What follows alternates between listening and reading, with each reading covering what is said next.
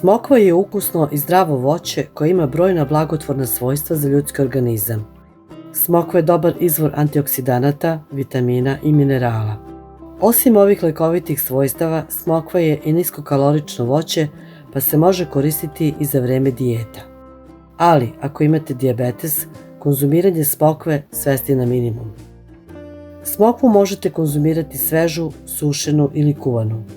Dajemo vam recept za ukusan i lekovit kompot od smokve. Smokvu operemo pod mlazom vode i ocedimo. Za kompot od smokve potrebno je vanilin šećer, limuntus, šećer, smokve i voda.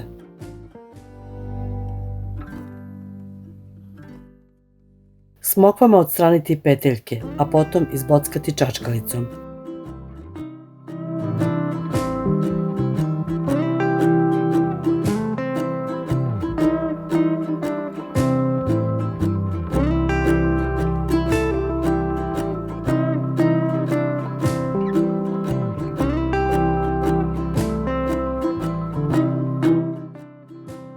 Smokve pakovati u sterilisane tegle.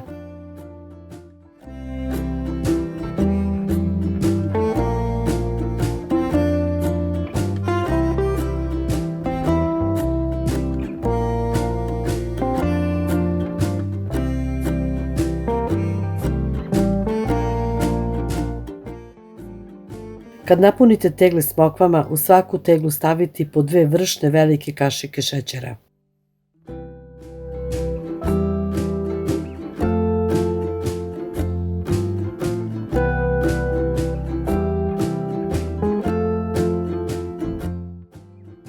U svaku teglu dodati na vrh noža vanilin šećer.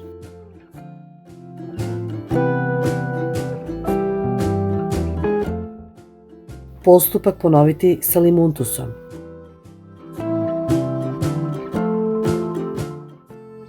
Vodom nalijte tegle do vrha.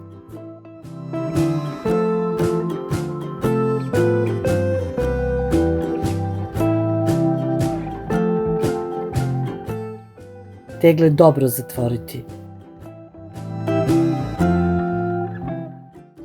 Potom u lonac sa vodom staviti tegle tako da 1/4 tegle bude van vode. Pasterizovati na laganoj vatri oko 15 minuta. Tegle ostaviti da se postepeno ohlade u loncu. Ovako pripremljen kompot može odmah da se jede.